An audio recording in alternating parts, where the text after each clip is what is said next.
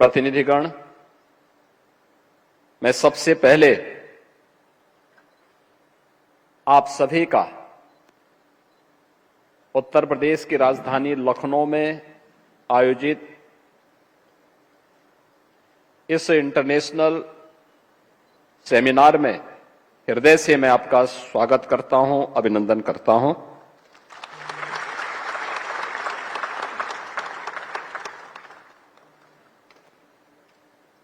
Atal Bihari Vajpayee medical university ये उत्तर प्रदेश की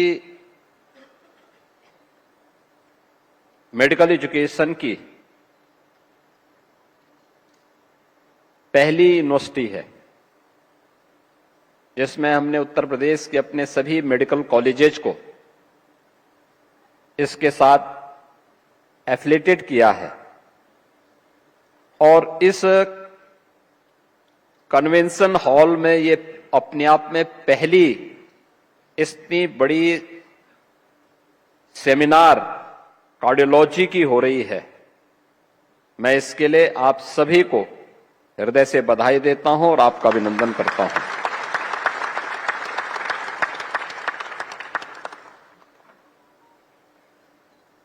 आप सभी ने एक लंबी यात्रा तय करने के बाद उत्तर प्रदेश को इस कॉन्फ्रेंस के लिए चयन किया और उसमें भी उत्तर प्रदेश की राजधानी लखनऊ में यह आयोजन हो रहा है, क्योंकि जब यहां की लोकल कमेटी मुझसे मिली थी तो मैं ये मानता था कि आप किसी होटल में कार्यक्रम कर रहे होंगे, SGPCI में या KGMU में ये कॉन्फ्रेंस हो रही होगी। लेकिन जब मुझे लगा कि अटल बिहारी वाजपेयी मेडिकल यूनिवर्सिटी में एक कार्यक्रम होना है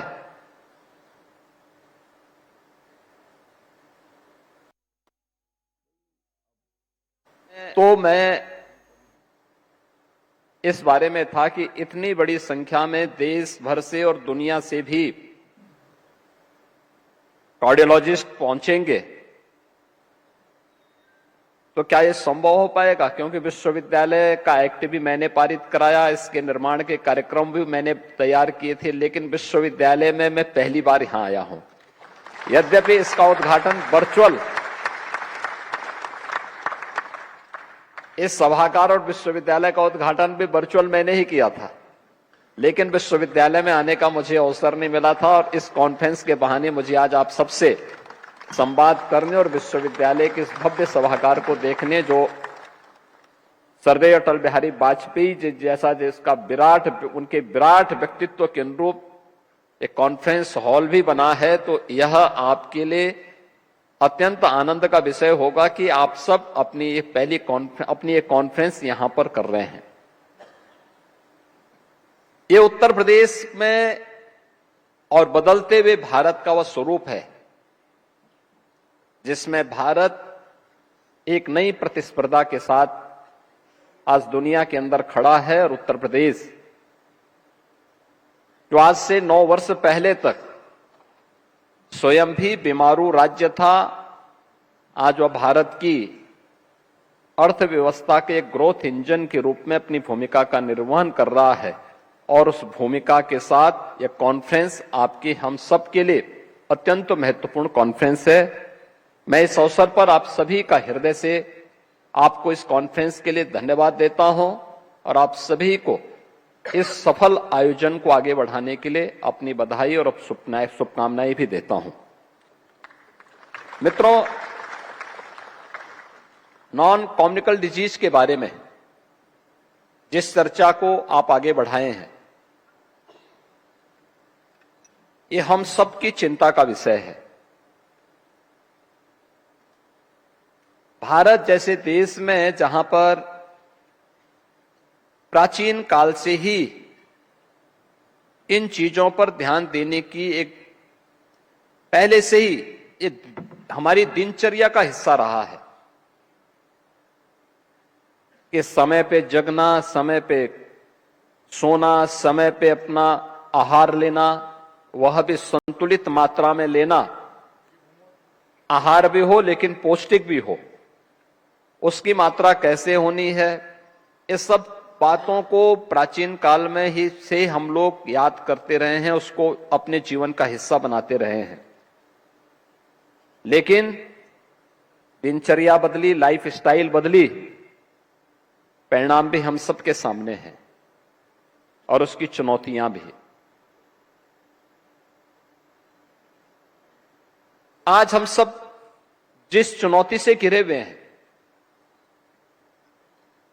इसके दो पक्ष हम सबके सामने बहुत स्पष्टता के साथ दिखाई देते हैं। एक पक्ष बचाव का है और एक पक्ष उपचार का है। मैं हमेशा इस बात को मानता हूं कि आप इस फील्ड के विशेषज्ञ हैं तो स्वाभाविक रूप से आपको दूसरा पक्ष पसंद होगा, क्योंकि आपका उपचार में रुचि है, आपको अपने इनोवेशन को और अपने रिसर्च को आगे बढ़ाने के लिए इस फील्ड में रुचि भी है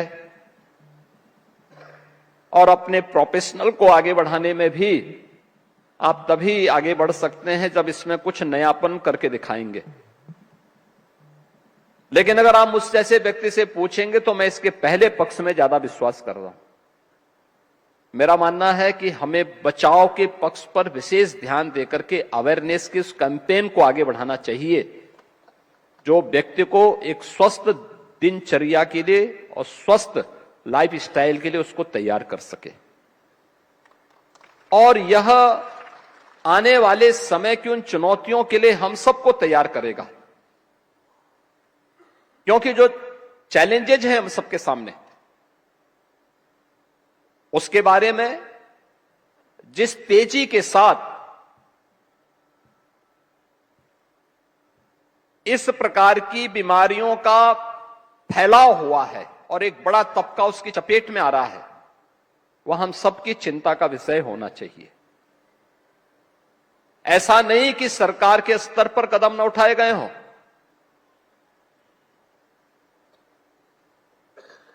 मैं इस बारे में देखता हूं कि आज से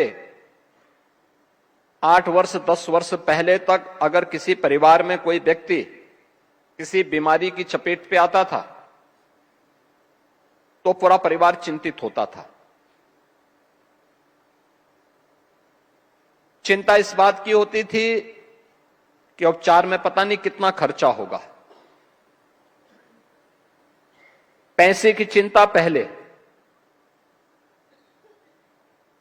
उतने संस्थान नहीं थे, उतने विशेषज्ञों का अभाव था। आज मैं कह सकता हूं कि भारत के अंदर दुनिया की सबसे बड़ी health scheme PM Jan Arogya Yojana में प्रधानमंत्री आयुष्मान भारत की सुविधा, भारत के लगभग 55 से 60 करोड़ लोगों को इस सुविधा का लाभ प्राप्त हुआ है कि जिसमें प्रतिवर्ष वह 5 लाख रुपए की स्वास्थ्य सुविधा प्राप्त कर सकता है। इतनी बड़ी आबादी दुनिया के अंदर कहीं भी इस सुविधा का लाभ नहीं ले सकता जितना कि भारत ने आयुष्मान भारत के अंदर अपने देश के अंदर उपलब्ध करवाई है। मैं स्वयं इस बात को देखता हूं, मुख्यमंत्री रिलीफ फंड से मैंने अकेले 25 में लगभग 1400 करोड़ रुपए पब्लिक को हेल्थ के लिए, उपचार कराने के लिए उपलब्ध करवाया है। इसके अलावा उत्तर प्रदेश में आयुष्मान भारत स्कीम के अंतर्गत जो लोग छूटे हुए थे, बहुत सारे ऐसे ग्रुप थे जो लोग इन सब सुविधाओं से वंचित थे, उनको हम लोगों ने सीएम जन आरोग्य योजना के अंतर्गत ये सुविधा उपलब्ध करवाने की सुविधा उपलब्ध करवाई है। अभी हाल ही में हम लोगों ने अपने यहां के सभी प्रकार के शिक्षकों को, आंगनबाड़ी, आशा वर्कर, एएनएम, रसोईया, जो बेसिक शिक्षा परिषद के स्कूलों में बच्चों के लिए मिड डे मील बनाती है, इन सबको हमने इससे कवर किया। एक बड़ा तबका इससे कवर हो रहा है। उन्हें इन सुविधाओं का लाभ प्रदान करने के लिए सरकार ने अपने स्तर पर कार्रवाई की। अगर हेल्थ इंफ्रास्ट्रक्चर की आप बात करें, उत्तर प्रदेश के अंदर आज से 10 वर्ष पहले गवर्नमेंट के स्तर पर केवल 17 मेडिकल कॉलेजेस केवल संचालित थे। आप याद करिए, आज 25 करोड़ की आबादी यूपी के अंदर निवास करती है। इतनी बड़ी आबादी है लेकिन 17 मेडिकल कॉलेजेस। और आज केंद्र और राज्य सरकार ने मिलकर के हम उत्तर प्रदेश के अंदर आज के दिन पर 81 मेडिकल कॉलेज, 2 एम्स का संचालन उत्तर प्रदेश के अंदर आज के दिन पे सफलतापूर्वक हो रहा है। हर जिले के अंदर हम लोगों ने आईसीयू का निर्माण किया है। कैथ लैब का भी निर्माण हम लोगों ने बहुत सारे स्थानों पर प्रारंभ किया है। निजी क्षेत्र में भी अब सुपर स्पेशलिटी हॉस्पिटल के निर्माण हो रहे हैं। हमारे जो पुराने मेडिकल कॉलेजेस थे उनके इंफ्रास्ट्रक्चर को स्ट्रेंथनिंग करके वहां पे इन सुविधाओं को बढ़ाया है। लखनऊ में एसजीपीजीआई, केजीएमयू और डॉक्टर राम मनोहर लोहिया चिकित्सा संस्थान के माध्यम से हम लोगों ने टेली कंसल्टेशन के साथ साथ टेली आईसीयू की भी व्यवस्था, वर्चुअल आईसीयू की व्यवस्था अब उन लोगों ने राज्य के अन्य कॉलेजेस के साथ और हॉस्पिटल्स के साथ जोड़ करके सुविधा तेजी के साथ आगे बढ़ाए हैं। लेकिन सुविधा बढ़ाने के साथ साथ सरकार के स्तर पर कुछ और भी प्रयास हुए कि इसमें जो आवश्यक उपकरण हैं वह भी सस्ते हों। उत्तर प्रदेश में हम मेडिकल डिवाइस पार्क बना रहे हैं।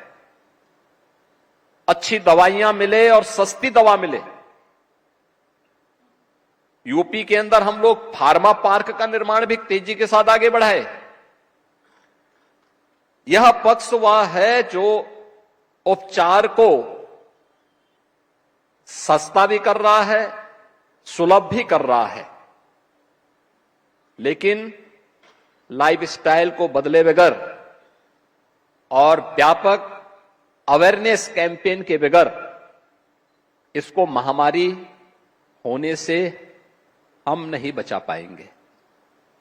कितना उपचार करेंगे, कितना उपचार का रास्ता हम निकालेंगे।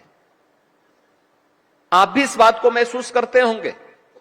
जो लोग प्राइवेट में अपनी प्रैक्टिस कर रहे हैं, अपने संस्थान चला रहे हैं, उनके लिए उतनी समस्या नहीं होती, लेकिन जो गवर्नमेंट संस्थानों में काम कर रहे हैं उनके बाद भीड़ लगती है। आप सोचिए, केजीएमयू की पर डे की जो ओपीडी है और 12,000 से 14,000 की है। एम्स दिल्ली की प्रतिदिन की जो ओपीडी है वह 16 से 17,000 की प्रतिदिन है। एसजीपीजीआई की 10 से 12,000 की ओपीडी जाती है।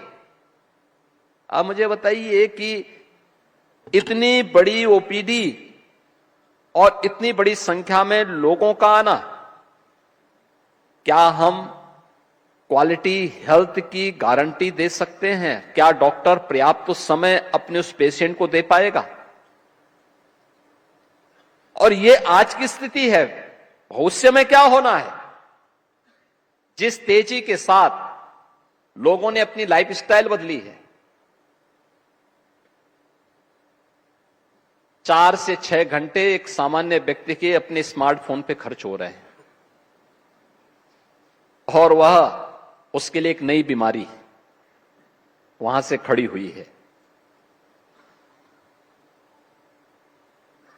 ऐसे ही जिस तेजी के साथ डायबिटीज का फैलाव हुआ है, वह एक नई चुनौती हम सबके सामने है। और इन सब से बचाव के लिए तो सबसे महत्वपूर्ण है कि हम आज भी लोगों को इसके बारे में तैयार करने के लिए, क्योंकि गवर्नमेंट अपने स्तर पर कैंपेन चलाती है, अपने स्तर पर तैयारी करती है, लेकिन अगर यही बात एक डॉक्टर बोलता है तो लोगों में ज्यादा प्रभाव डालता है, लोग उसको ज्यादा महत्वपूर्ण तरीके से और ज्यादा गंभीरता से लेते हैं। आज चैलेंज क्या है? आप याद करिए, पहले लोग समय पे जगते थे, समय पे उठते थे, समय पे जगते थे, समय पे सोते थे, समय पे अपना आहार भी लेते थे, वह संतुलित होता था। आज क्या है?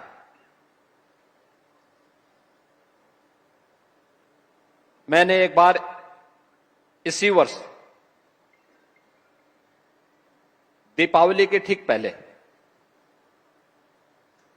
कुछ स्थानों पर छापेमारी करवाई। मैंने कभी मिलावट की चीजों में जो भी खाद्यान्न, जिनमें खाद्य पदार्थों में मिलावट हो रही है, व्यापक रूप से छापेमारी करो। क्योंकि मैं एक जिले में गया, मैंने वहां सर्वे किए, मैंने कहा भी कितनी डेयरी हैं, कितना यहां पे दुग्ध उत्पादन होता है। और मैं भौचक था इस बात को लेकर के कि कुछ सज्जन ऐसे थे जिन लोगों के पास कोई डेयरी नहीं, कोई दूध का आवक नहीं, लेकिन उनको ऑर्डर दो, वो एक झटके में अगले 24 घंटे के अंदर कई कुंटल पनीर और खोआ सप्लाई करने की सामर्थ्य रखते थे। तो मैंने कहा कौन सी इनके पास ऐसी मशीन है कि जिससे इतनी तेजी के साथ ये कर रहे हैं। तो मैंने उनकी सूची तैयार करवाई और एक दिन अचानक छापेमारी मैंने करवाई। और ये छापेमारी मेरी सुबह 4 बजे से लेकर के 8 बजे के बीच में मैंने एक साथ करवाई, कई टीमें लगवा करके। हजारों कुंटल हमें खोआ और पनीर बरामद किया, और ये सब मिलावटी था। आज आप जाते होंगे किसी भी शादी ब्याह के फंक्शन में जाते होंगे, क्या गारंटी है ये कौन सा पदार्थ वहां पे व्यक्ति खिला रहा है? कोई गारंटी नहीं है। खान पान की आदतें, लोगों की लाइफस्टाइल। प्रधानमंत्री जी ने अपने ट्रेडिशनल मेडिसिन को आगे बढ़ाने के साथ ही योग को 21 जून की तिथि को विश्व योग दिवस के रूप में भी तेजी के साथ उसका फैलाव किया। दुनिया उसको अंगीकार कर रही है। अब भारत के अंदर भी अलग अलग स्थानों पर हम देखते हैं तेजी के साथ इसको लोग आगे बढ़ा चुके हैं। अगर आप भी लोगों को बोलें कि भाई समय पे जगने की आदत डालो, देर रात्रि तक स्मार्टफोन का उपयोग करना बंद करो, अगर आप भी उन लोगों को बोलेंगे, आपके स्तर पर भी इस प्रकार के हैंडबिल प्रकाशित हों, समय समय पर इंटरव्यू हो, और इन बातों को लेकर के आप ज्यादा प्रचार प्रसार कर सकेंगे तो ज्यादा प्रभावी होगा। गवर्नमेंट अपने स्तर पर करती है और हम लोग दोनों पक्षों को लेकर के चलते हैं, अवेयरनेस के पक्ष को लेकर के भी, लेकिन साथ साथ इसके उपचार के पक्ष को लेकर के भी। दूसरा, उपचार हो तो कैसे हम सस्ता और सहज कर सकते हैं, एक गरीब से गरीब व्यक्ति भी अपना उपचार करा सके। यद्यपि अभी तक ईश्वर की कृपा यह है कि गरीब को हार्ट की बीमारी कमी होती है, क्योंकि उसकी मेहनत और उसका परिश्रम उसको करता है। दूसरा यह है कि अगर किसी को हो ही गया तो उसके लिए आयुष्मान भारत की सुविधा आज के दिन पे है, जो अपना बाईपास सर्जरी भी करा सकता है, एंजियोग्राफी भी करा सकता है, एंजियोप्लास्टी भी करा सकता है। उसमें उसके सामने उतनी चैलेंजेस अब उतनी नहीं रही, लेकिन कार्य क्षमता पे असर तो पड़ता ही है। कैसे हम इसके लिए लोगों को तैयार कर सकें। दूसरा, जब पेशेंट की स्क्रीनिंग होगी और क्वालिटी आएगी तो आप क्वालिटी दे भी पाएंगे, उसको देने में आपके लिए और सरल हो सकता है। मैं आज के इस अवसर पर आप सबसे इस बारे में अवश्य कहूंगा कि आप सभी देश भर से और दुनिया से भी तमाम हमारे प्रतिष्ठित इस फील्ड के विशेषज्ञगण यहां पर उपस्थित हुए हैं, हम इन दोनों पक्षों पर विचार करें और दोनों पक्षों को लेकर के अगर हम चलेंगे तो अवश्य परिणाम आएगा। जो परिणाम आएगा वह इस फील्ड के लिए तो उपयोगी होगा ही, सबसे महत्वपूर्ण होगा कि स्वस्थ नागरिक होगा तो स्वस्थ समाज भी होगा, और स्वस्थ समाज होगा तो एक सशक्त देश भी होगा, सशक्त भारत भी होगा। उस सशक्त भारत के निर्माण के लिए और विकसित भारत की जिस परिकल्पना को लेकर के प्रधानमंत्री मोदी जी के नेतृत्व में देश आगे बढ़ा है, उन्होंने देशवासियों के सामने एक टाइमलाइन दी है कि देश जब अपनी आजादी के 100 वर्ष पूरा कर रहा होगा तब हमें कैसा भारत चाहिए? एक सशक्त भारत चाहिए। बीमारू भारत विकसित नहीं हो सकता, बीमारू भारत सशक्त नहीं हो सकता, बीमारू भारत आत्मनिर्भर भी नहीं हो सकता।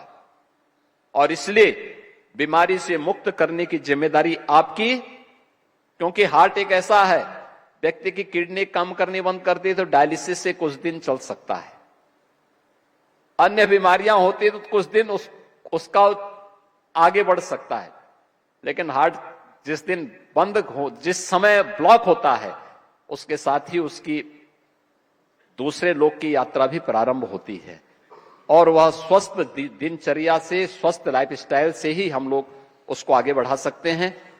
मैं एक बार फिर से आपके सीएसआई की इस कॉन्फ्रेंस के लिए आप सब प्रदेश की राजधानी लखनऊ में आए, आप सबका मैं स्वागत करता हूं, अभिनंदन करता हूं और विश्वास करता हूं कि आपके स्तर पर जो यहां पर जिन मुद्दों, जो पेपर्स यहां रखे जाएंगे, जिन मुद्दों पर आप चर्चा करेंगे, उसमें दोनों पक्षों को लेकर के एक कॉमन मैन के बारे में भी हम लोग अपने किसी एक महत्वपूर्ण निष्कर्ष को आगे बढ़ा करके इस कॉन्फ्रेंस को एक नई गति देकर के विकसित भारत की संकल्पना के साथ हर नागरिक और एक कार्डियोलॉजिस्ट भी उसमें किस प्रकार की भूमिका का निर्वहन कर सकता है,